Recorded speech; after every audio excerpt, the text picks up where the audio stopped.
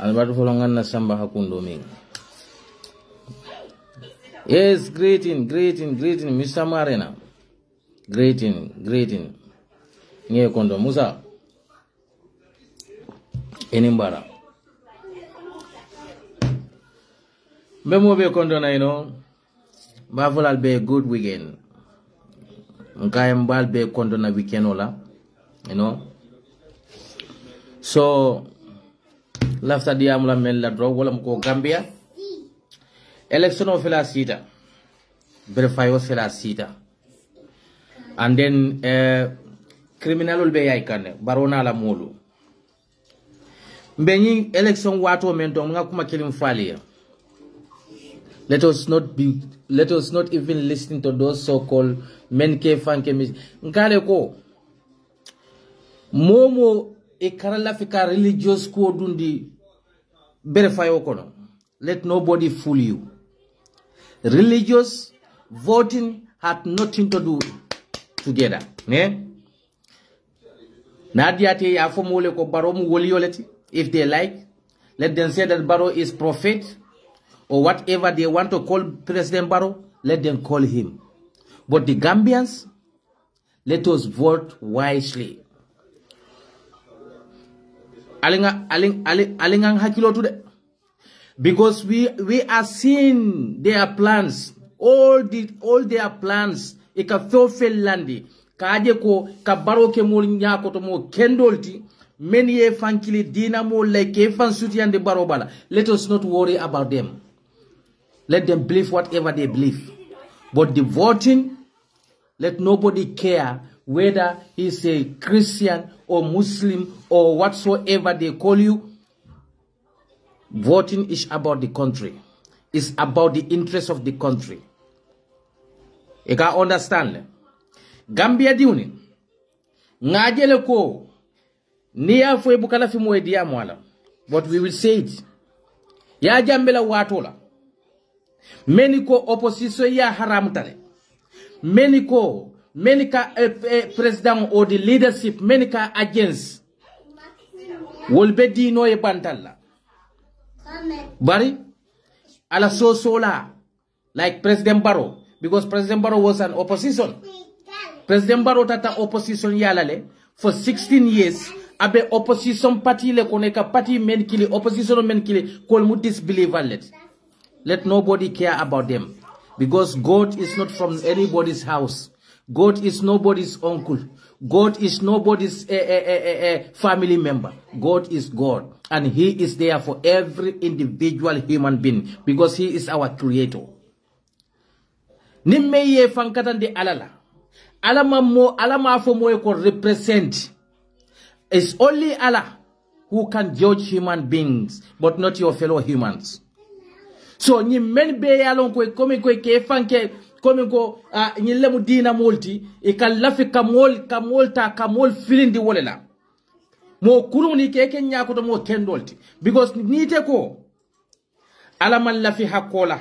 alaman lafi tapale yala, alaman lafi corruptionola, but you are still telling the people that let us follow the leaders many alonko wollebe banko bela nafulo sunyaka. Gambia be tembo mento bi. The only thing na misilme akono bi kamem fontele men haramuta wala munika president against some of our so-called scholars. The only problem they have in Gambia today, wala those who opposing the president, that is haram. If you are opposing the president, they count that as haram. But handing ayatare ko ite kata prostitution la.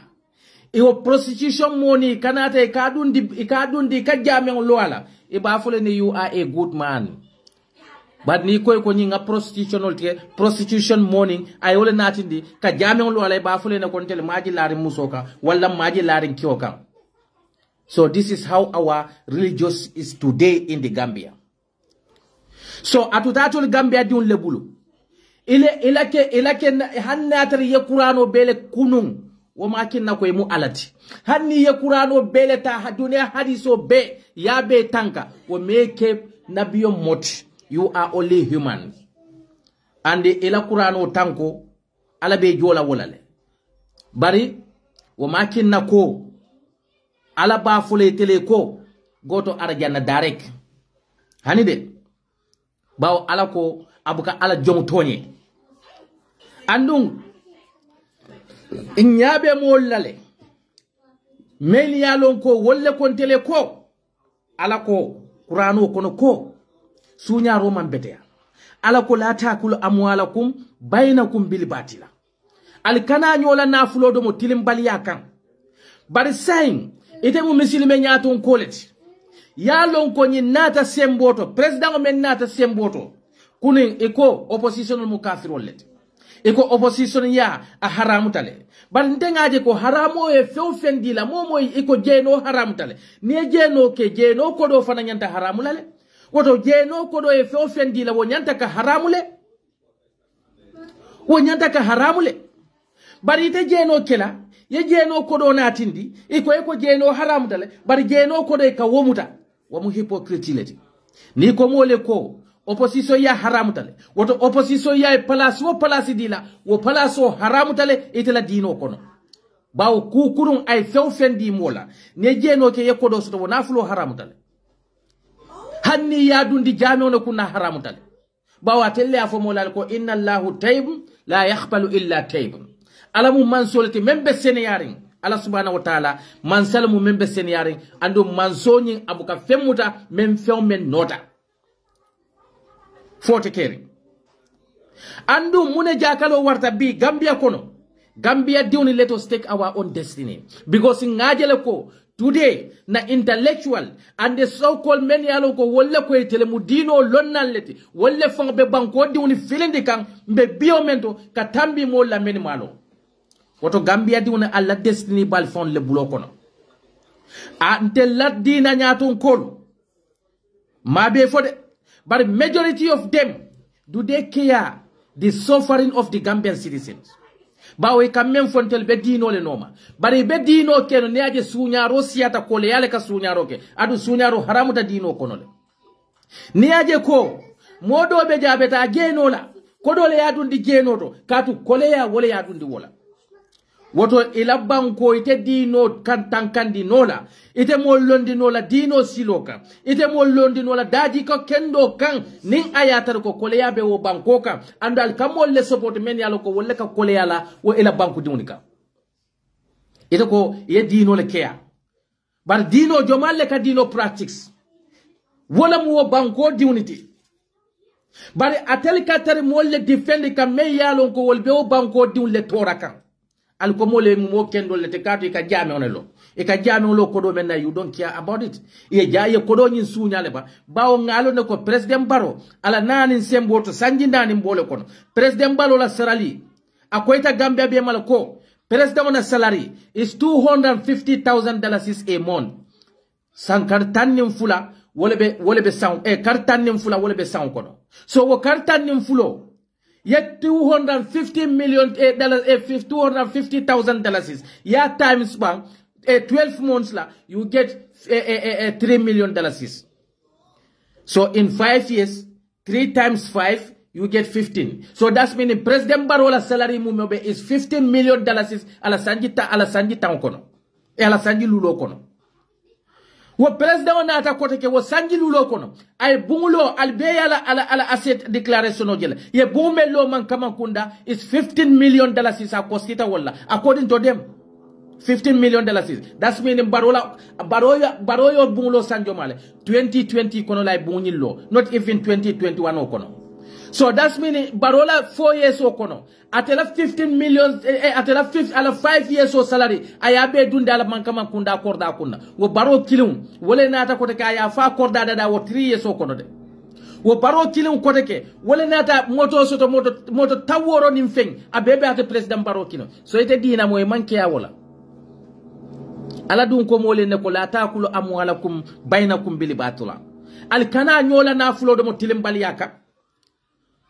al kamoli kanandi fiko mena wo fiko lakhdari ay munefo la taakulu bay amwala nasi bi khayri taybin nafsi al kana mola na fulo do ma manke ni wala diyat nyimbe lonna le ka fonteli baw ala ko nyele ko fala tatanazaw bil ismi wal udwan wa ma'siyati rasul al kana nyoma koy konnante yakam al kana nyoma koy kuri alikan al kana nyo semben toya kila so kam sallallahu alaihi wasallam bar president kallo ite nyati lonale inyo muslimo la kolle kajafi inyo muslimo la ka kanla wolle la inyo muslimo la kolle kili banku din kurun la ite imamo be siring ebe bulo koska ite lonna be siring ebe bulo koska kila dun ko inde ko fala tanajasu alkana nyo konnanteya wala tahasadu alkana ke nyola hasidolti alkana ke nyo wala tanajasu alkana ke nyo kajafilalti kila le nyim foy bari ite katar siring adam nyaton ko me yalon ko iko ye dino le kanda e kata siring ebe abe mol kajafila abe misilmo le kajafika wo misilmo le men ka salite koma hani sai ko ite be dino le kiyaka Mome yalon koy ko kunun opposition le mati ala soso la le mati aywo ala soso le ke faya la pala soto so tumo men nabe ala soso la bilin tumo men nabe opposition yala wotumo ala soso la mati bar biray ala soso kay ala soso abe men no ma ya soto ala soso kono so bira ayo so bi te ko mo muslim kendolet jomale ka jonne ne jam nte I don't care with anybody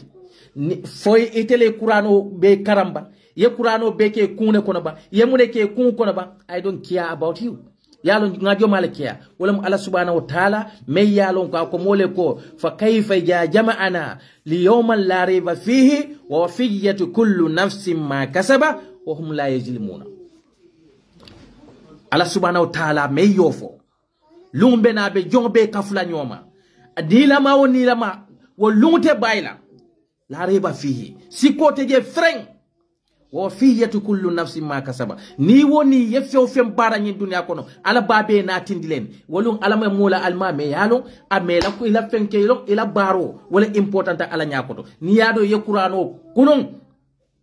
bad ala ye bula qur'ano ye men foye ni bu kolke ila wo qur'ano karam ila wo qur'ano fasaro ila wo qur'ano tanko abe habba am mansura ba wo qur'ano e munen atinde molye wala mo ala daji ko kunun bayna society kono bari te kam molle choose ebe daji ko kurun bayla men bala bari kam modol choose hanno le daji ko kurunte woli janta ka hakele ala dum mammo yamar ku kurunna ala mafu moye janta sunyaro kelal bari ben ka moy Gambia lonna lulay ka fontele ko hannin alla mansa kuriyatele al nyanta ka bulanoma hanna alla mansa muneke al nyanta ka bulanoma fonay aye yamar ala sosola ye mansa men ka fo mole ko ta fanya fo make ala sosolati ba wo me yamar ala sosola man samen ka fo mole ko talo ye kari kajafi wo manke ala sosolati ba man samen ka fo mole ko kari nyol manke banku din kendolti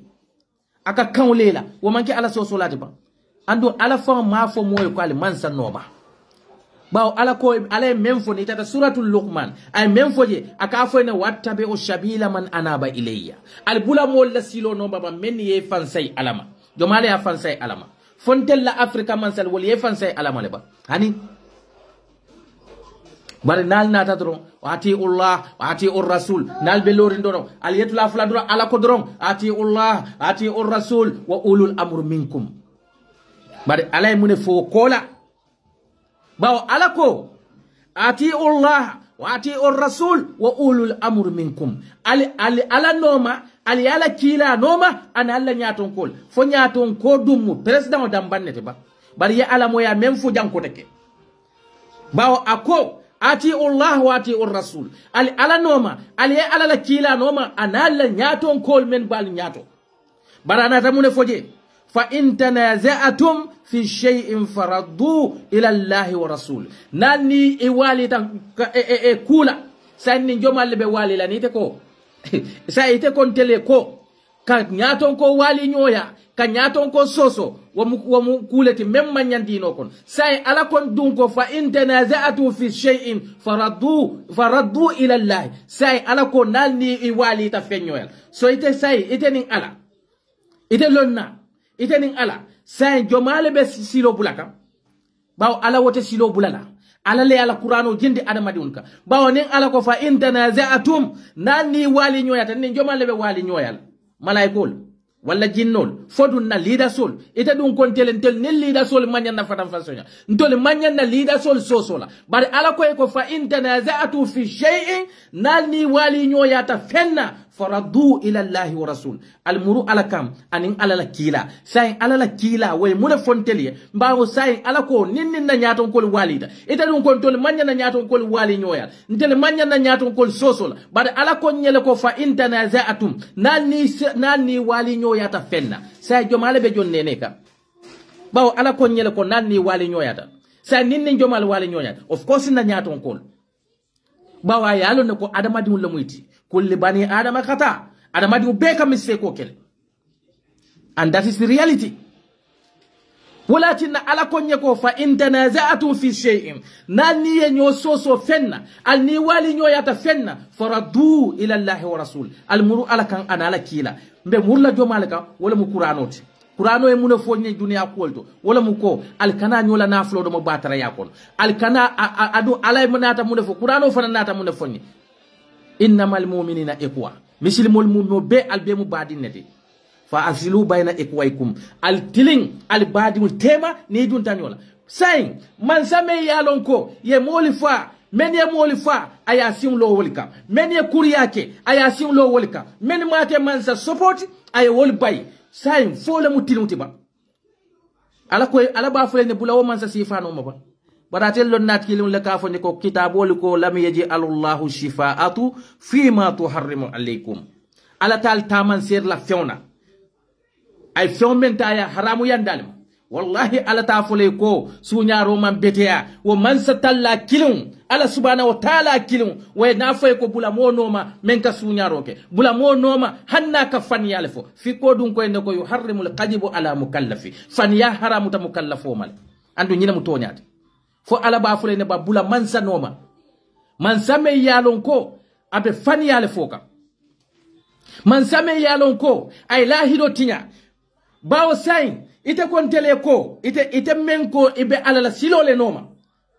woto bula alala silo noma ko bawo ala menfo ako inna ma yakhsallahu min ibadi wal ulama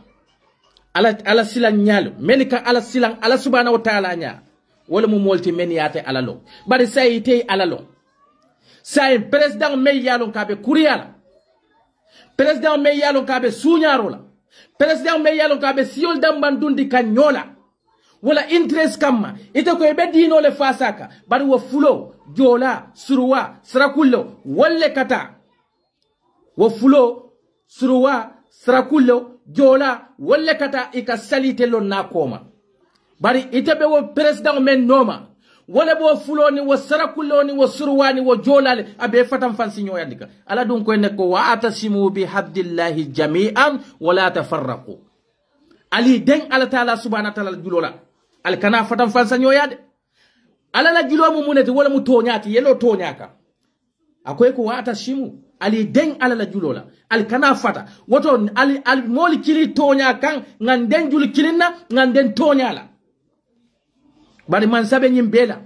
e ko hani ala kole ko hanni man say mu nek bari alama moya mar ku kuriyala ando ala kole ko watabi shabila man anaba ilayya al bula mola silo noma me ya fansay ala subhanahu wa ta'ala me ya fans adamadi me ya fansay alama ate fani ya fola adamadi me ya fansay alama ate nafiki ya kela adamadi me ya fansay alama ate jamfa kela sayite ko tonya iko opposition ya haramu tale moye palaso nyine opposition ya kono ayo palaso soto haramu kole kono bi iko mo kendoleti alinga nyinju be nyoyde jombe jon nene kam jomale be jon nene kam bawite ko nyin haramu tale ibe nyin menke ka haramu tale so bi aya soto saya man haramu koteke ala la haramu manke wotide Gambia diuna alla banko atuta telle bulu yalo mbe nyim tembo men do teng ila destiny be bulo le kono men ka foy ko ala le kamansa sindi tonya ala le kamansa sindi bawo ala ko totil mulikul man tasha atele kamansa yadi mola men diatay ha bari ala de aya ko inde adama diul mane bawo tol man karan kallam moy atol karan nallela nkallam moy atel ulama ollela al ko ala le ka mansa yadi mola men diatay wo mu tonyalete bari ala de atele konye Qur'ano kono ko inna makanna fil arda lahu atayna kulli shay'in shababa inna makanna fil arda lahu atayna kulli shay'in shababa fa attiba'u shababa ala ko al fewfem benyin dunya atele ya be dada ay sababu ka bela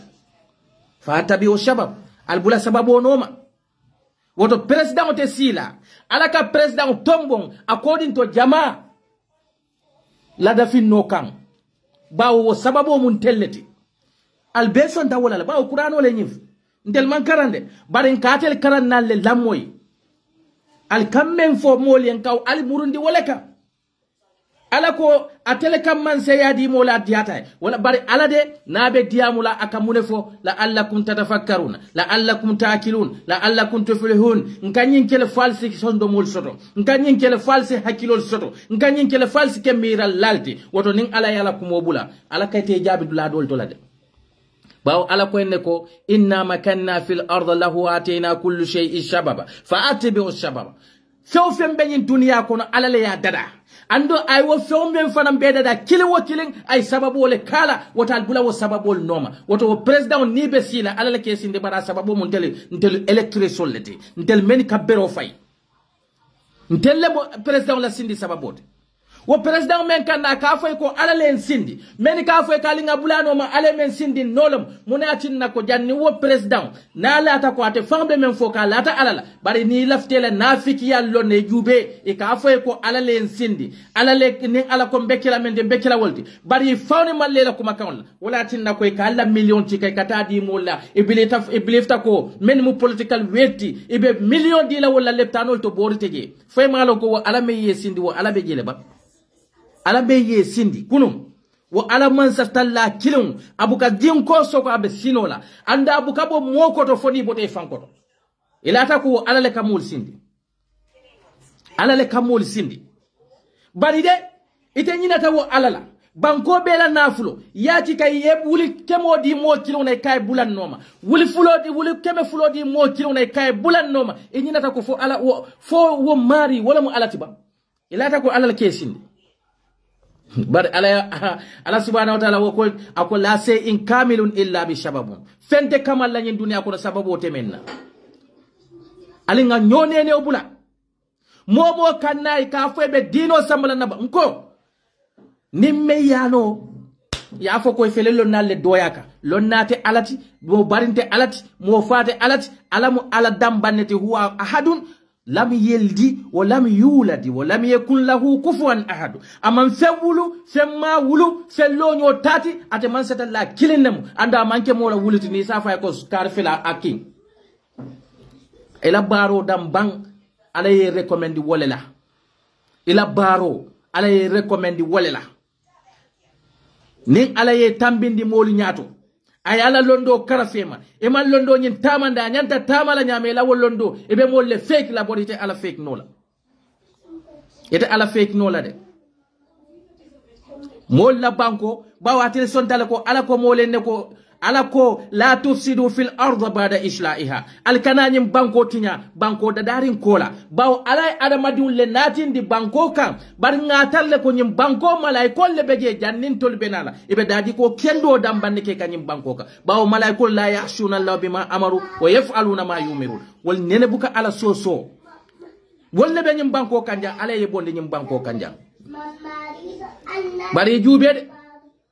ina fikolu ibe bankola kodo tale ba kasarala ibe bankola kodo tale ba dila mo tilulal bulan noma leptanol to boriteje leptanol to glofo mansoto banku diwni be kumbola konkola ite kilina account o kono million fula beje ibadi woni kol sukundi bala bari ite misilimo Omar bin Khattab abadi kono to wala mus Said bin Said abadi kono to lam bara ma dundi ila khalifatul kono khulafa ur-rasidinul kafombe yalo khalifatu men yalo ko wala kal leader sol choose Omar bin Khattab Omar sayin ko mbolla silok munati nama wodundi jaman Said bin Said munati nama dundi jeto because yalo munem ama lafi aya badin sutu yandi ala position kono mole position men diala ama lafi aya badin nati ndije kata alondo ko badi yabe nyame asikudo keno len tabayno bi alingata naman sakunda jube ni to ko muslimo le President Barrow barindiun ay palaso di bela ala muso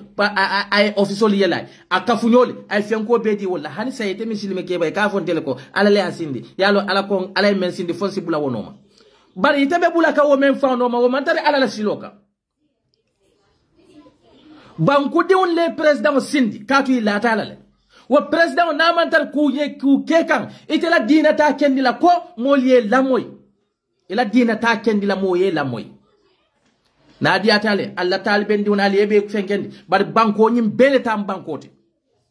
misilme yabo ka fo ko misilme yam be mu misilmo let dol be bota misilme kordal le ko non ben sal wati lulol sal kanne bar banko nyaaje ko kila ko hibbul watani min al iman kela banko kana be liman ya tunku dole kono wo man misilme juba man kafir juba man christian jube ila banko e nyanta kanulal fewfembe banko ti nyaka e manya national mo kiluna nafa kamma mo be suñaro la mo la nafulo President Barrow ate killing within 4 years okono 17 million wo bela account okono banku diun bela rif tawes fil e kad tambi din diun lela men yalo ko less than 10 years 11 years 12 years men yalo ko these are the children men yalo ko they are our tomorrow future leaders they are standing on the straight side begging to just to have something to eat itela account okono over $200 million is budget mbete lon na jinin kala fo Abubakar Siddiq umirul amrul mu'minina ala wato la bo kelale ba Umar bin Khattab ala wato la bo kelale ba ata kela de bari president mental ko ita ko mo kendolo misirobe man kama kundale de bar saate o dol beje e wol man jami on soto de ata tay jamen ba katam wala saate o bi kuni ko me yalo ko opposition lo kafiriya silo abole ka bi e ko wo mo kendo le tabe muslime ya fasa kanne alaman la fi nafiki ala de Gambia diuni al kana sommo yal nene ya jambe lota jana ya jambe moli fale nyil kay ko Nasiruddin ya jambe moli fale had saying they don't accept most of our scholars there they still believe that what Yaya have done it is better I menke ku kendolo ya ala ko ite ko ومن قتل النفس متعمدا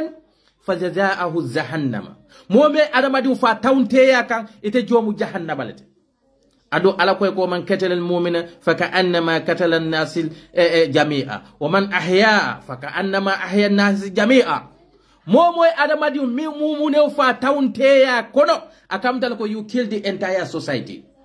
but muno fana muslime kendo balundi it's like your entire society bele balundi ya anu kila nata fone ko ako la yuhillu damu amra il muslim illa bi ihda salas amanda ka muslimo yelo bo foku sabaka wa kusabo asaybu jani alfame yalon ka fuduta kata genola niye mutanin sariyam bankol mu nyantete falale an nafsi bi nafs Mome mo fa taunte ya kono inyante te fanam falal ba ya jambe mo fa taunte ya kono de nin sar ya onamu ya jambe nyanta falal badal ko ya ay wo mo fa men beke ite man fellon dino ko e man fellon Gambia la constitution odo e man fellon Gambia la loi kono itata lota Gambia be ti may ko ya me fa Gambia la constitution le fa what did you know about the Gambian constitution yes eden juri ya keje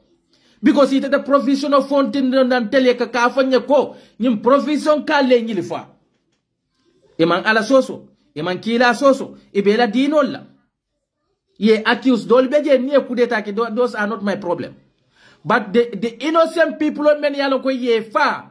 because of what because of ko idin president ne wali nyoya de man ala wali nyoya mol lota Gambia ko har siling they are supporting president ndel ko mo misil mollet nim president o men fana yalon ko ani molle niyo bota price wala ketala sababot hanne adara kalko alal kasin bari molla won ni bole ketala sababot nga sindi men nay moli jamfa bawo follow NPP mu kafuleti niya fa bu ke ake dimin bara manke tonya kafot bara la jube bi misilme ke ba jollum almame jollum men be bulare NPP nom bawo men kante jakale nin ayatari ko kila ko ako ayatul munafiq salasa nafiko la taman sero ni laftalo na kusabala wo kusabol kono abako na ko kila ko ija hadase kadzaba na mari dia mutadura ka faniyale fo so woto faniyamu fen haramu dem balati de bar kila fanan ko nafiko taman sero ni laftaje la fanan ija wa'ada fa akhlaf nani mol lahirita menna aka boy kotole woto lahido mu ku jaw balati abe nafiki yale kono so moye lahido le tinya ay kafo fom ida goy mo mislimo le itata duwo kafo kono me yalon ko lahid tinya le o kafo dada alinga nyo ne no bula mislime ya nyimbe lola tonya le kan mislime ya manke mo tati ya Qur'ano karamba mislime ya manke tat bari yalo ala ya fulo minan nas yastaruna bi ayati llahi shamanan kalila molbe sotolan na joni kono le men yalon ko na Qur'ane ayolu na kuma kauni ibe tala ibe wafla pricing dinela wo pricing di ukoto mumuneti ibe kari kodo le dilela na kuma kauni ye compromise isi fania fo ye leadersol kantanindi ye Qur'ano ta yo sembendine ye la fania sembendi wo Qur'ano la fon nyato labi walakin ala konye ko law anzalna hadha alquran على زبل لرأيته خاشعا متشدعا من خشية الله تلك لأمثالا نضربها للناس لعلهم يتفكرون علي نفود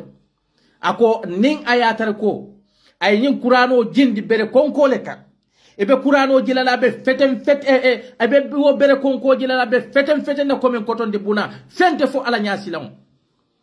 bari iyo ako ayajindi adamadun kanne la allahum yatafakkaruna fotuma do baton sikemira lal walakin nako e ka adamadi wujele ko Qur'ano be fara sondo mo kono teb abe wuliyala Qur'ano be fari nga sondo mo kono teb akata jenola Qur'ano be fara sondo mo kono teb tribalism ba sondo mo kono ha bi ni nyi fangu be Gambia fono ko is a same ni e fankili comme misilme banko me yalla ko ala kale ko inna kala kina zakari wal unsa ngamuso nin kewda dal waja'alnakum shu'uban wa qaba'ila nata ngalike kabilol ti nata ngalike siyolti nata ngalike siyolti alla wasiya be pour mun kamala li ta'arifu pour al signolo nim fulo benda Cambodia nali ko nyoy mbimi albe kala nyim fulol mandingo ni mandingo be nda cey nali ko nyoy ko ali yalon ko nyim mandingo la tam fana mandingo ako wo dambanne mala interest wo be ko la inna akramakum indallahi watqakum albe mo gimma ala subhanahu wa ta'ala ya wala mo moti men silanta alaja ila ke fuloti ba e man silan alanya la fula ya man nafasoto ila ke mandingo ti ba ila e man silan alanya la mandinka ya man nafasoto be habba am mansura katu munemu mbota alaya ase human mbe murla alaya ase human wala tinna ko ni fata hanna tare mu fulolti e mu jolalti mo mandin ko ti woli lawo fulaya elawo mandin kaya elawo surwaya abanda e bota alaya ase human e be murla alaya ase human bari bi ala jube na muslime society kono mol kalo hani mo mandin ko let man la fel hani mu fulol man la fal alay bo fulo dadalay man ba kalam ala bo mandin ko dadalay man ba kalam na nyaton kol fon kanna wo kuonyinta na nyaton kol wolle fon kanna wo kuonyilita ke semben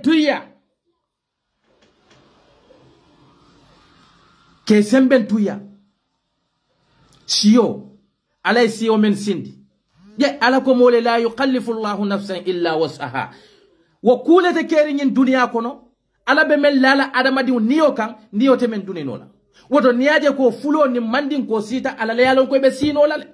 mandin ko ni surwa sita ala yalon ko nyin lebe kala sinoti bar wol men be sirin ye bula menne te nyaton kon koy kon na leptanol dana bori teje na leptanol to hand glove fo teje na dindon te karan kendo sotola mba mañol be marasio melto marasio dabe koleyari imam na sinyo yan ten ntel nim fulol ntel mandin kol ni surwat ndol mandin kol ni jolal men yalon ko mu nebol tintel lekata nyoya na koleyata ndonto na koleyata karin dondo karin fuñin ite man sel haji teje sa nye bula menne mo fananke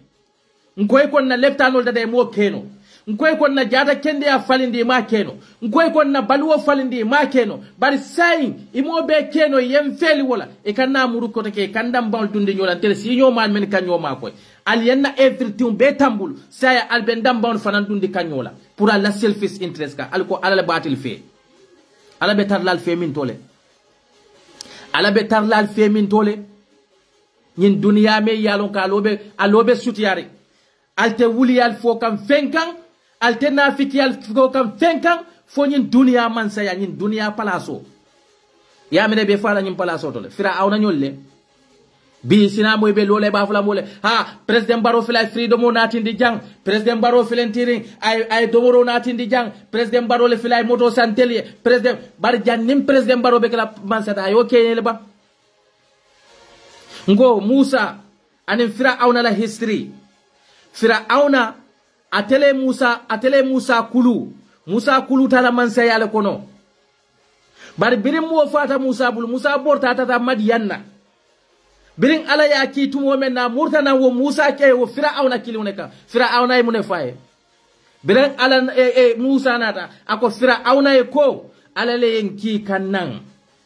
ko e songate alama baro yalonu man sali mo kuluni ni be bala mo kulu man sabala wallahi aman beteya ye Firauna la wo taymuna ha mana nyolle mala mo kurulti qaruna nyol ye tawrata lon ne ko mum fen ye tawrata lon bari ka tawrata e ka misinterpret e ka fo mu e ka ake Firauna nyakoto ko mo fa bete yatale e ka ake Firauna nyakoto ko kamoli la fion taybula bete yatale e ka tari tawrata tare ba manipulate la ka Firauna ni dia ko fay fo la bon Firauna tata frati aka fala mole ko ana rabbukumul aala ntele mal mario te membe ko tari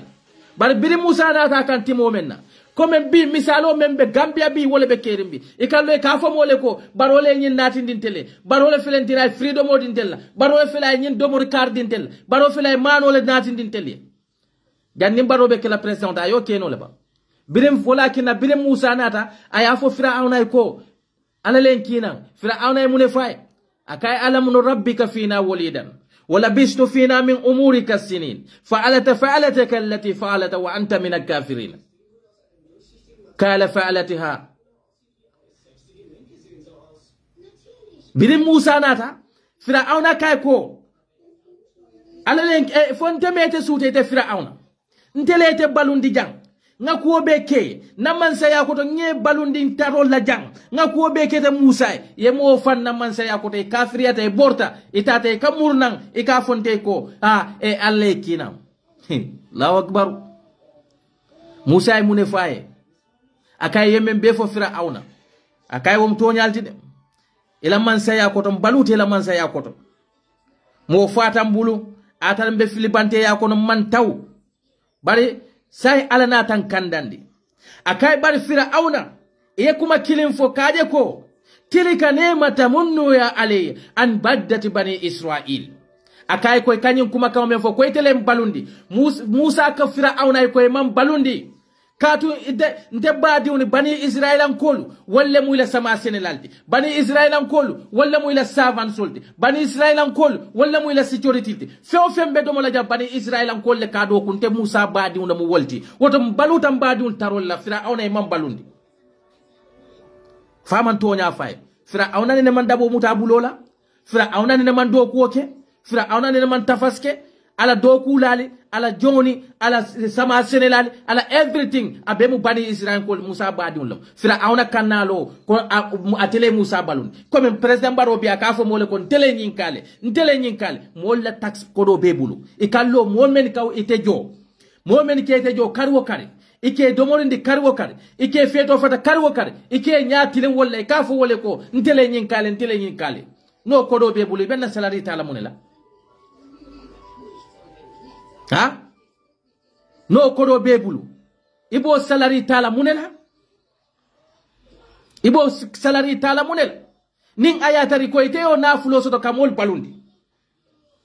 then ibe Gambia poor taxpayer so la kodo 250,000 ike jo wolela men ni la daily balwote kilindi ike si so kon Gambia diune nintela julo man tu wala la julo tetulanna bari Gambia diuna tutatel le bulu alla banko atutatel le bulu alaman banku natindi fuara ya kamma fuarol wol sototalde bari ala nele man ne sono be natindi kebe ke fuarote bawo ala kala no ma min arda illa ala allah rizquha few fenne mu dabe banko kan adafe wo dafen ala ya bena haraje wala natindi ali ngam fanyini ga Gambianol why we the majority of our citizens we are all poor because of due to our leadership the corruption ala man la fi corruption ola bari bi Gambia menika sunyaro ke wala mu mo kendolti menika sunyaro ke wala mu din kendolti nka bulo ko si wala ko mo misili mollete bari ala ya ko indal malete bawo Gambiano bi ni ko kilindo ya ala kiti tanyina ha yalo ala kita menna wote ala man kiti al bo ala jalaila al bo ko be talal kala alaka bawo ala kali ne ko uma asabatu min hasanatin famin Allah momo yaku kendo soto kayra ko soto wobota ala le yade andu wala mutonyati de bada koy ko ma asabatu min sayatin famin nafsika momo yaku koleya ku soto yaku kurundol soto 99% of those things are from yourself ifon e bote ifon bala bawo nin ala koy ko kana sunyaro ke man sunyaro ke ala koy ko kana corruption ke ban corruption ke la banko frita corruption ala koy ko kana mo la nafulo do mo nidiaka ila wo e mammo la nafulo do mo nidiaka wallahi wo kol be ye tankandile ye kayro le soto woto ala le yo kayro dila bawo ala le yamar wo kayro la akoy ko ake yake yemen soto je wo bota ala le bul wo kayro bota ala le bul de bari ala koy ko corruption o bula iko ite corruption o bula ala koy ko sunyaro bula iko ite sunyaro bula ala koy ko faniya fo bula iko ite faniya fo bula ala kale ko fala tatanajaw bil ismi wal udwan wa masiyati rasul al kananyo sembentu ya kurunika al kananyo sembentu ya konnante yal kan al kananyo sembentu ya kila soso kam say ni te kamol kon sembentu ya men be konnante ya e ka suni sembentu ya wo sun la wo sembentu ya ni la ko do be sunya ye corruption o sembentu ya corruption o ila leptano to boritege itata je kurang late kay me jarano e kafo mole ko yalo alal kiti tanyina ala kiti tala min dol ifa ona fanna kito bawo yalo ne mune alaika me yela wo tax ko do sunya men nyanta boro sanna yalo ne ay nakodo sunya le ya sembentu ya wo sunya roka nin ko le amel late kan e kafo mole ko alal kiti tal jonbuka bolono alama ala ko membula ni yabula be kayro le soto laje ala koy ko suñaro bula ni suñaro bula ye kayro le soto bari ye suñaro ke ye muday koy ko billahi ko ala le fon ki tanyina non to nyim manke nadiyati wo ñoo wuli ala be ke fo biri ba fula ala ma fay ko kanake biri ba ci la ala ma fay kanake ala koy ne ko kanake yake ye kole ya soto je ko ala le yo kole ya layka ala ma wo kole ya laykande andum banku di wo banku ding adi any human being iwuluta banku o banku kan ala responsibility le wo banku la hakole be kan birin ala ko etumo men nako inni za'ilun fil ardi khalifa adamadi woni ngalti kale ngal kenyim banko kan alfalti di moy keta adamadi wo adamading wo responsibility le be ka ya mek soko banko kana tinya bawo banko kulote tinyano la bar daji ko li meni kake banko ka wolle ka banko tinya wo daji ko kuruni ni te ka wolle sembentu yebe banko le tinya ka bari ite ka fo mole ko malla fi UDP la hani baro tuje baro mano bari lafta UDP la ite mu adamadi sifalet ifa ngalo ko nyimbe kuwo men na mambete ate nafano la bari la konnan teya kan ya Allahu akbar Gambia President Barrow diwne adiwbe America President Barrow la account ko no more than 200 million wala bala account ko no bi ala musola account ko na yalo jolle beje al malo ala minister sol la account ko na melo Ibrahim Silla ala musotita gadi no to de wala musol ni be lafta sopine beta France nyolle Mamburen Jai la muso wala mu deputy ambassador de France Mamburen Jai diw nene te dunna politiko ko ne tamo la forum mo kono enen tamo la forum mo kono Mamburen Jai ala muso foni ya bondi jede bar wala mu deputy ambassador de France desan Ibrahima Silla abadin do ne sasata lasia ata tajaman jane more than 3 months abadi mujaraka muna kina ma jara Gambia leptanol muna tinna ama jara Gambia leptanol to ne ha ama jara Gambia leptanol to de bar wo mo kiluni wolle kanna lo waliye ikaliye ko president Barrow ay na leptanol faline wo mo kilun le kallo ale President Barrow abe school karamun kendo le loka bari ke diuni bondal koto ye diuni samba Angleterre karawna ye diuni bondal koto ye samba America karawna nteni te ba wol katela leptano to bankol to ndelle kejo bari nte ba mana kuranta ba sembote na kanati ndi jamani jam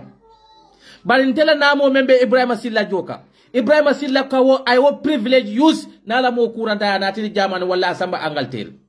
wo mo kiluni alla leptanol men yalon ko itela muso ka wulu dame ntela muso ka wulu dame fo yole disabang dula me yalon ko han bulu ku jio ibuka soto je sonta dula me yalon ko han glove question ibe men dunna ibuka soto je ite amira ko e kantele keleba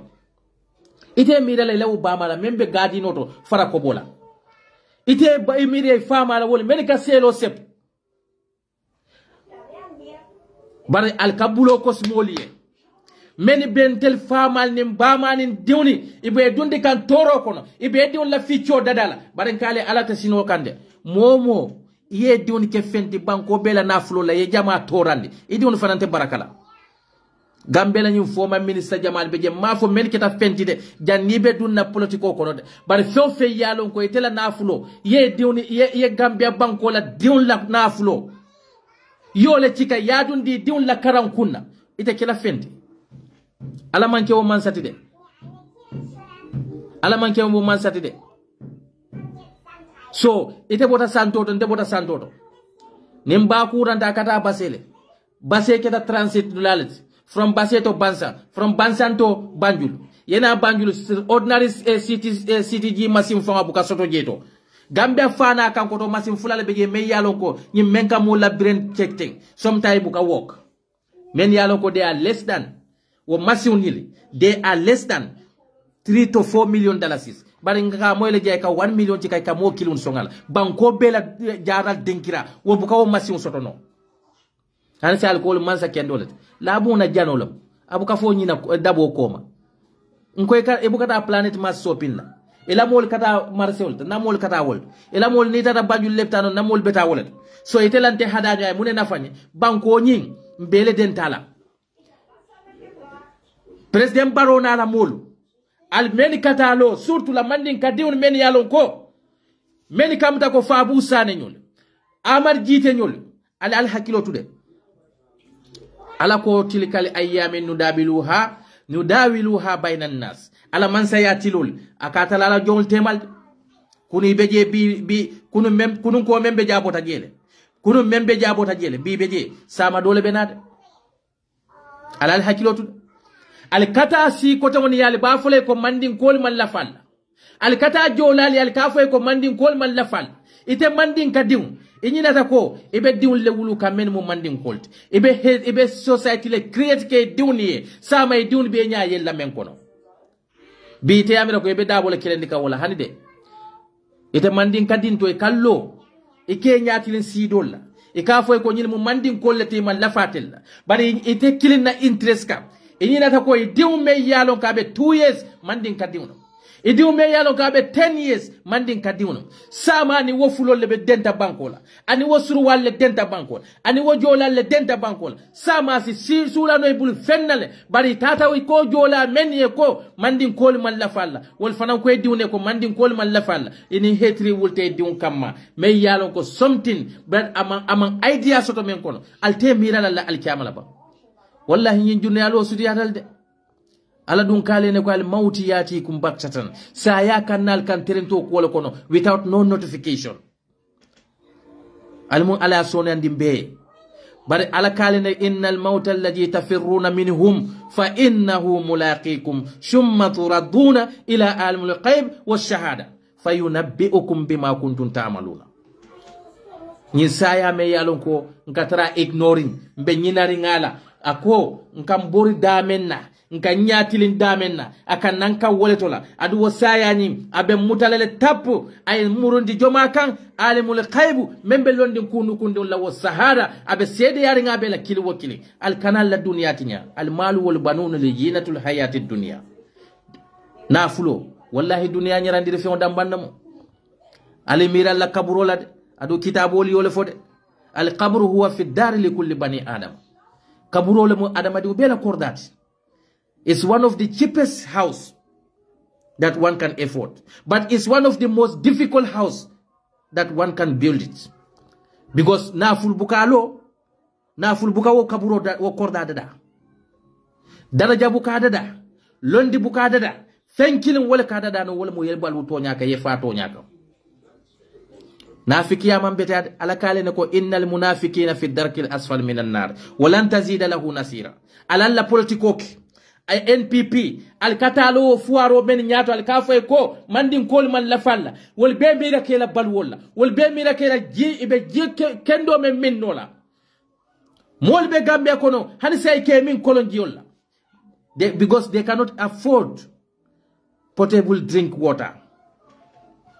Ite katalo fuaro le nyato men yalo ko katari mira ka ila bal wolela e katalo wol nyato e kafay ko mandin kol man la falla ite mandin kadiu ite be diun men wuluka imma mariun ibe hatred create kay birin sign biridindi ma me yalonko they don't know anything about it ite mira laba because of the position all because of the hatred bari yemol kon ye kon foi beta ibe kon nante ya create kay te found diuye ba we diu mu mandin kolete andun tel feofen mbe lafilale ko idin sama na lota Gambia kono mo be proudala mandin ka jola sarakulle bari sai ite katalo ite mandin ka diu ite be diu le sotoka ite ka fo mo si dole ko nyin si nasiyo man lafiyalla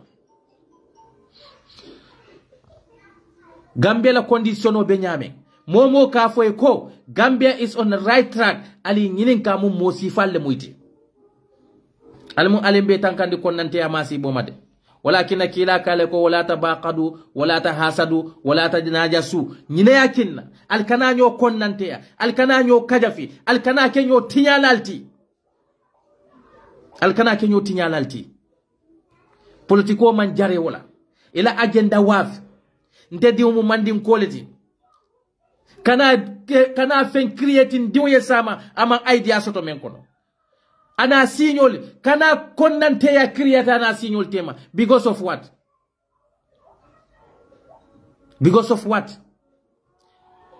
nga UDP le kom fine sell your agenda ilafta baroy win fine sell your agenda but there are mandinkas many alonko they are not even interested about the politics. Why the people or innocent child may yalon kan fulo le kasi class kilon kono ani surwa lebe class school kilon kono ani jola lebe school kilon kono you are creating a hatred for that child with his neighbors. That is sad. And the Muslim will lebe nyinkeka alinga nyobunya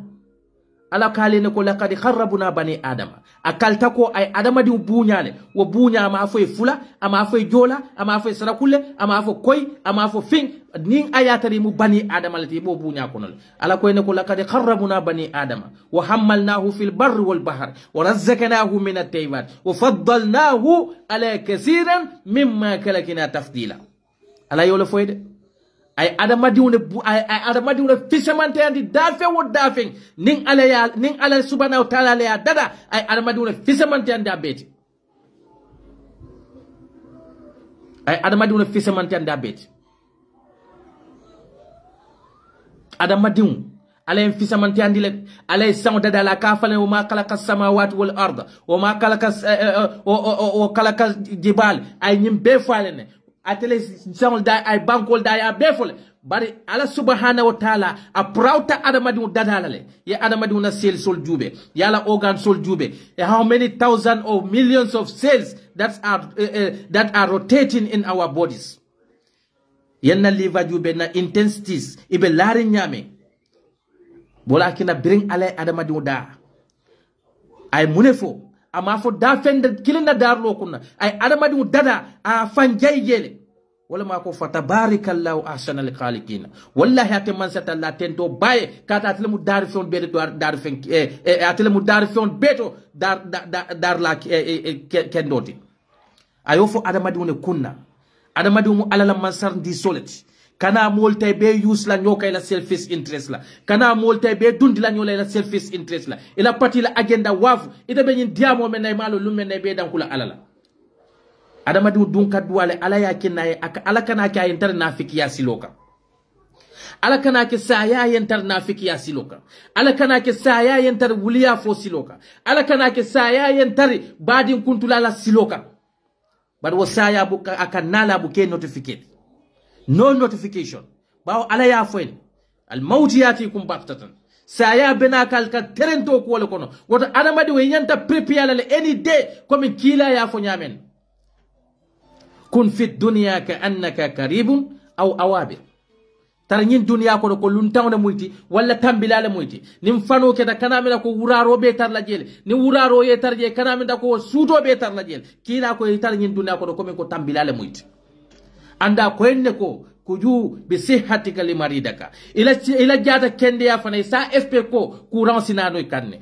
woto teme yalo ko be kende yarinne e mam bala faso to mole men be larim banjul leptano te buka bor soto je e mam bala faso to mole men yalo ko e be larim banjul leptano ke la banko le kono ila jonko kono ni futata je buka mera ko adama do sikeno nyin blan hani animal sol fon mo deserve na bani na sister sol be condition men kono but that the condition you prefer for them, for your mother, for your child, for your sister, for your wife, because of your hatred against one particular party or one particular tribe. Aye nafa munela. Aye nafa munela. Adamadi unyanta. Kaku mire la baluo kono kaku kendo tu janto. Ye din kendo tu ikoma. Bari nite di umenta nyi system sifa kono. Obe kendo la mo kendo tinyadile. Niaje bi si on siata Gambia mo ma wisko iddimu yatu ko may question de bawo kila ko ele ko jamaatal abdu qata amalu kullu illa salasa nin adama dum fata la baro be kuntu ta fu bara saba wo bara saba ko no ala kila mun fale al walad salihah din kendo faram bo mo le kono bari be din kendo soto no la society ko no nyaadile dimu mente suñaro kala dimu mente fan ya fola dimu mente wuli ya fola dimu mente mol dundi la nyola ka nafiki yake pura be balula nyami bari nyabule la Gambia ko no bi fondin kemeruni e ko ite do ko kala. Because kole ya membeje say molike use ila political tool la kata ka mol neni molike use political tool la kata ka mol kajafi molike use ila political tool la kata fani ala mol ka polisi balunya fonnyatu la Gambia kono ndel ko mu kayrolti because yemo dolle kon andum nalas mbemem fula wala mu ko atel men kala bero waf alla voters card waf alonko ni la voters card waf yakodo men domo ya haramo le domo katu Gambia diwni yolle waf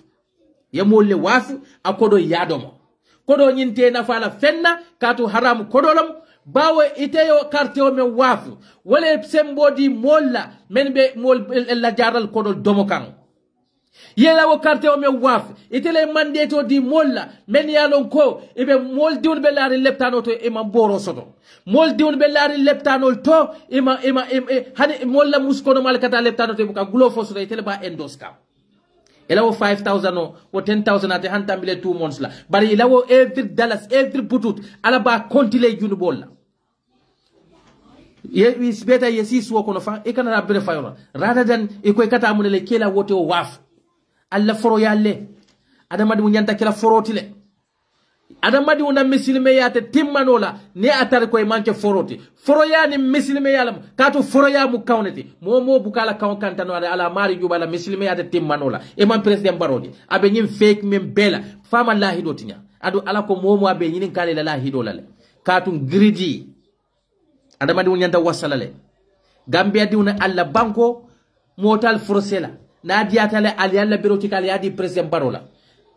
sofanes membeje mbe kun kannam ni te ko nga UDP le kong wala atina ko malla fi mbe la fi la president baro tambi e bokata planet mas sopena de o sere kunda mar sote katan duga la wolto latir kunda mar sote katan duga la wolto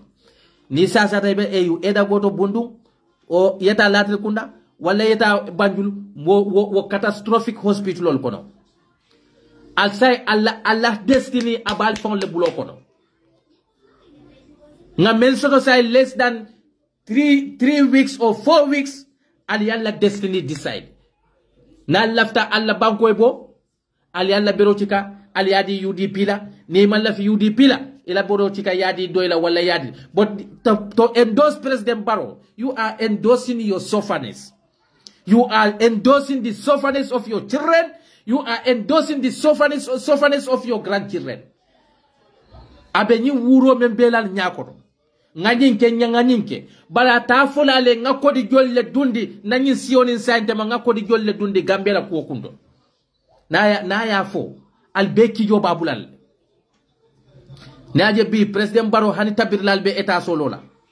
ordinary women sol be siri marsew kono ni mela namojo ye bayje ntol balle molti kata gadino to yeta gadino sene yena ya waf yela namojo wo namo mo kuntan be siri la office ko ne be tulunala ite kabulo ko sugo sumulle e koy kamolle hadani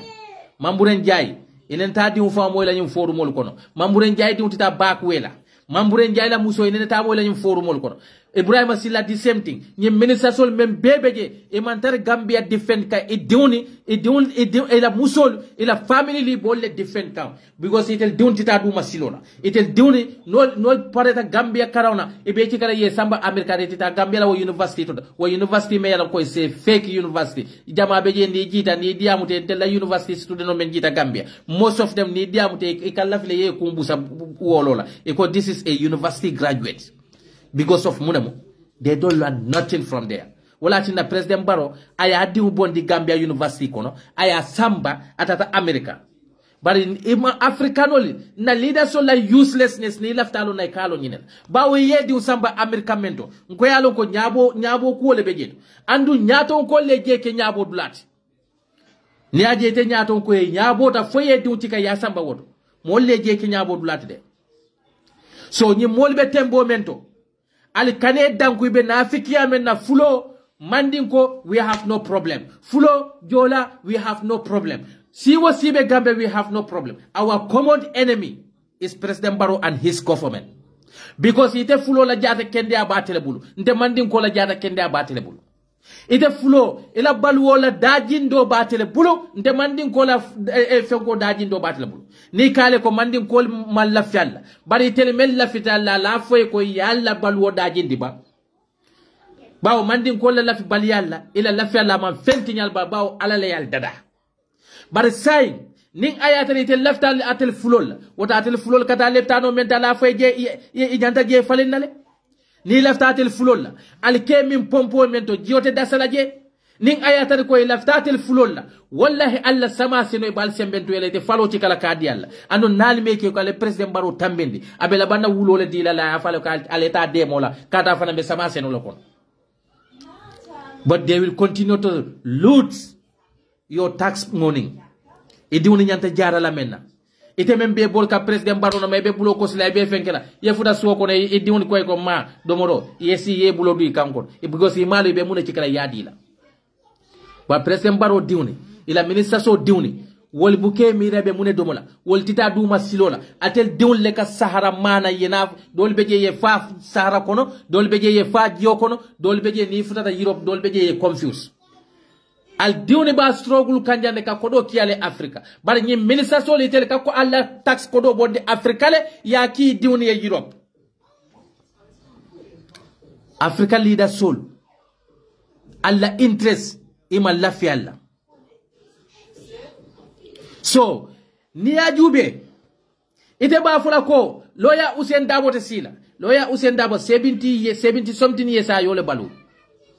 anda kira fentile jannabe duna politiko kono ala kordal le babulate luwasila lawyer Dabo na sata asina France dawda diata be te jara la jele addiwni kilinte je membe Gambia ñili be ye fannole ifa ye karandile janni be kala fent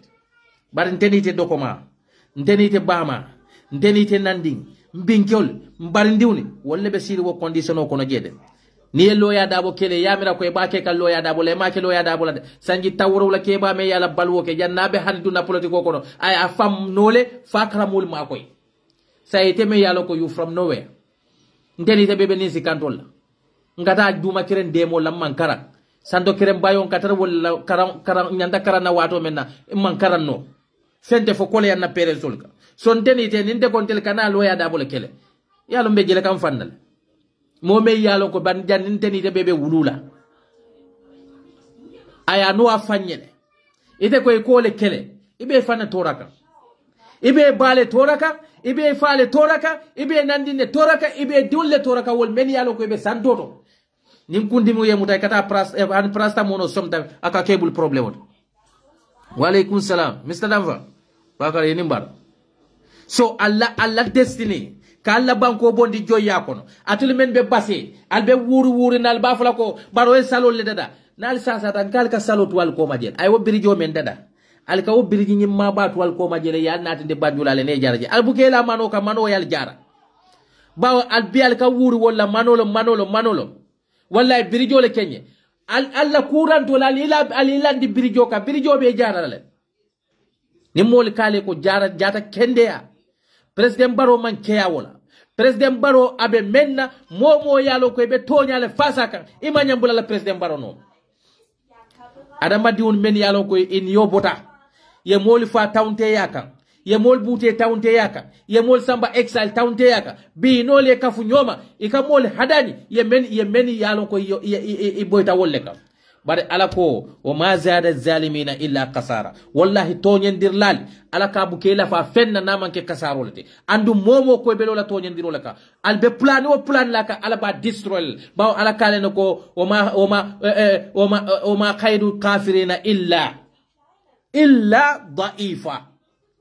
wa ma khairu kafirin ala kala toñendir lal kafirol ila plano abuka ke fenti namanke lamfur fennete bawo bi nyaabala le ko me mu tonya mo be yolo ne de bari mol ba ke kam ma tewlete halifa sallay men fo wala mo ni ko mole ko be ma tay bere fayole kila bari si ma tay man sakunda faranso de be mun no laje ma tay ntele yake adiata ntele bere fayo yoke bari si adiata nye man sakunda faranso to ngoy ba ma be gambial ifa be je inandi be je iyamira ko ka UDP le kele ini UDP be mu Gambia diwlete bata al connecta kono na lafta ka continue suffering then continue suffering bar president baro ay membe ke nyim banko ka ali yajele ay tinyaro men ka ali yajele ay do kundi men ka ali yajele adu tatele bulwo bawo al kafole diaspora sole la diamo siadal ndele ni nafuara ya be na balwonte fola wala jata kendea ndiwnite fola wala itele kata si letano ko blobe kun koto ye ya safe kerbe karabata ta Dakar ite man janni basse paso France soko Dakar yena dun social media ye ngay bo lande mo le woto andu mol bena wala stop la nte ko men fele de momo ye bero ci ka yati president barola ina da social media ka fo mo le ko mbe donation le danika wallahi billahi mbe elawo donation dano mbe kar mol killale nga fal kana diala nimme moy wala nimma moy because he found yale fanka yalo ne ko nyum mansa kunda mano nyini natale ke fan enriching al president baro bala jube ba nko hani ala akomoli ne hali yashtawi allazina ya'lam wallazina la ya'lam fo mol ni mol be kanya no le ba men ye londo soto mol ni mol si kanya no le ba men yate ala long adi men malo ite kallo ka fo mol ko ha londo soto man fen nafa mo nyamato mo kuntam mo mem mal londo nafalo wole kallo mol nyati na ka fo ko man ni di londi tila ne aje ala ko kila ko ikhra akay karam ayalon ne karam na famu muneti walakin wakila sallallahu alaihi wasallam kilunata akonye ko talabul ilmu faridatu ala kulli muslim wal muslimat londo nyinu afarrayata muslime kewni muslime muso beleka so wa ala kilu niaja ka koyeko al ulama warasatul anbiya lonnalu walla mo nabiya mol jo sayote katu wolonna le yalon ko nabiya mol kata silo menna wolonna le yalon ko munemu haramoti munemu halaloti wolonna le yalon ko nabiya mol tambita sila joma la foni lonna meye fang foni lonna me yalon ko ite foni lonna me yalon ko ejute fan walla londa me yalon ko man pare lola siloka bari niaje ala yofo woto men ye londo soto moy londo soto kumenta la diala bari mo mal londo men soto koy ba dila la katun ko adiaten nimbata men late ka mo malaika ala malaika e fone ala e fanka United Democratic Party ya nyitandala ko how patriotic they are because mo men yalon ko alfa men kamuta ko lamen dombo diba almunde man kafar kala alfa men kamuta ko femi pita almunde man kafar kala alfa men yalon ko la maron almunde man kafar kala loya Usain Dabo kana bula ni moto mala ni bemu alfa leti imam foyla balula imam foyla dembaya la balula niaje ko woli yeni yo landi niaje ko isonta bute rola isonta ku kotele salon ko wol lafta banko lale adu mamira ko ni wol nata ibe kodo batara ya tulunna ibe tulunna mo la nafulo la comme president barona la mol bake kanyam bari momen yalo ko sanji muwannim feng ibe ya jambe je imam men fale no na banko ka ina ta ko de ke ila fata president baroka ibe mun fale no la je so that's meaning we don't need change Gambia nol be men fun kadro wala mal alafta continue so falal bawo momen yalo ko sanji muwannim fula ayne jambe ba kirbi karabala wala mam men kedo kan say ko de Gambia di un ko alinga system o fali wo system o fali president baro nata akale ko ali momen bondi gen de lafta wolle la na le biro faye ni ya jambe marlo system o mulsana atelle amurundina de ala la banko makoy ali yal diwni makoy president baro te moti me yalo ka be nyi banko sambala nyato president baro ya mira ko sando ka mandi ka proverbe fo wala be banko sambala nyato wote banko sambala nyato de banku ala man banku da fuara ya kama wo banku te kerin ala men da fuara ya kama bawo ala kale ne ko ma min arda illa ala allahi rizquha few fen abe dafe wo dafen ala yake banko menkan wallahi ayabe harjendi gele woto banko niaja jamamu fuarote ali nganna nyaton kol jube ba bawo ala ko aka nyaton ko bondal kono according to atel ala wo national society wo society alla character be nyame wo character nyaton ko aka wasifa la bondal kono woto gambiano la ngam fan korosi ba niaje kon ka nyim mansa kurun soto niaje kon ka nyim mansa jawol soto niaje kon ka mansal soto men buka bala fanye woto ali ngam fan korosi ba e ka bonna kabilo le kono e ka bonna society le kono e ka bonna kordal le kono woto ali ngam fan korosi Gambia need our help sanji tallulu ani woro fo woro wula nyem banko buka fam balundino sanji tallul ni woro wula banko me yalo ko har salbe jikiri sada danu leka ateli yetula ita fola ko ali nga technology fion dunia mol buka so technology fion la foy kal so bal wolela wo manya kelantele malole tiba mbeni modern wall men kono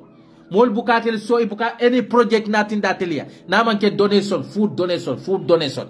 we should be ashamed of ourselves amanke ko alaman dula dinna nsim dependo damenka ni Morocco nyol bemu banko leti Morocco sansi table gas well table fen table ni tata Tunis go and check their infrastructure and their health system. Tunis don't have no gas, iman oil so iman fen but they depend on the human resources because human resources is one of the most important resources that one can have. Gambia is lack of the honest human resources. Neadeko Africa, we have everything. We have diamonds, we have golds, we have oils, we have gas. We still remain poor. So that should tell you that resources, wallahi, cannot make you rich. Resources cannot take you from the poverty. But a honesty and a honest human resources, that's the only thing that will take you from the poverty. Hong Kong men can tell sada, oil table, diamond table. China men can sada, oil table, diamond table. India men can sada, ila man doku round, it can sada wol mella. For tulole bebulba. But Africa have everything. Africa have everything. But we still depend on the other countries for our survival. for our survival.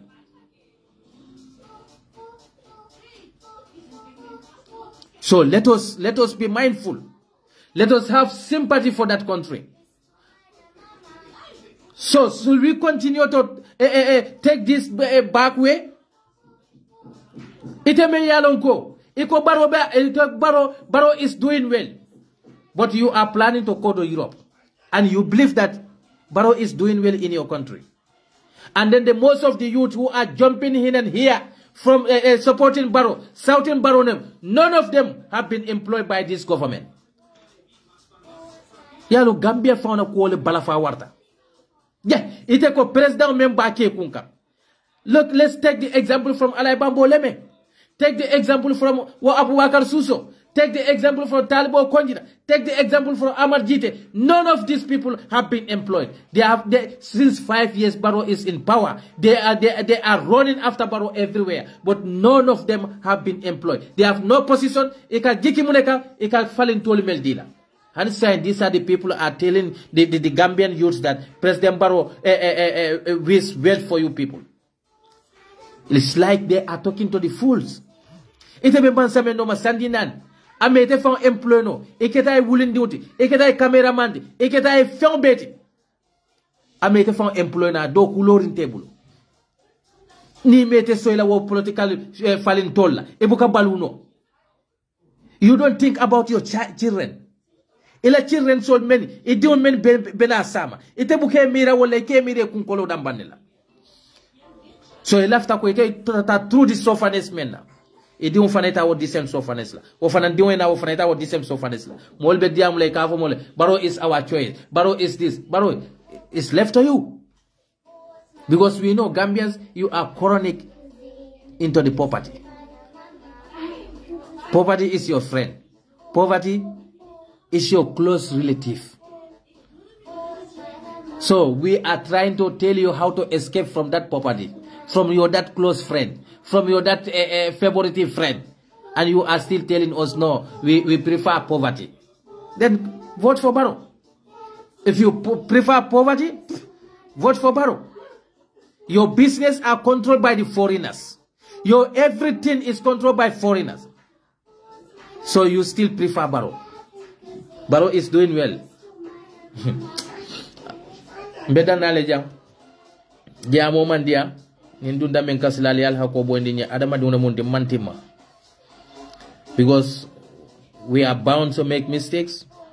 Ninga kuma fojang memmandia moe walang me ya feel kombulata molela. Mbafula be, I'm sorry. Alja sale hako bondi aliana ko na adama di yala moti. Bari ninga kuma fanan fo kuma kendolo mo al salon ko ala subhanahu wa ta'ala abota wolela wala hakilo me ya dinna.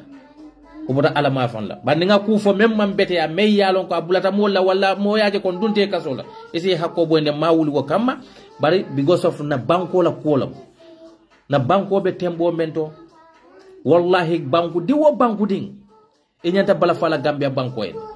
ye ne baro la sorande jube e be bala fala Gambia banko en so ye baro mutale ase fu ya muru ya beng so man lafi ko take ko Barrow e kanema hanni ko sanji keme Barrow e tarje as far as itel bela interest to ka bala hajite je ni yano Gambia be fa so nyin election o wala mu ali yalla banko bondi wala alla la banko tunendi walakin ko ali ngana konnante yal fay karala ngana banko kanande nsole fono ale mbafula mo we assalamu alaykum wa rahmatullahi ta'ala barakatuh fo wati do annal badi malam esa jawla dol ka fanyele esa UDP ala barak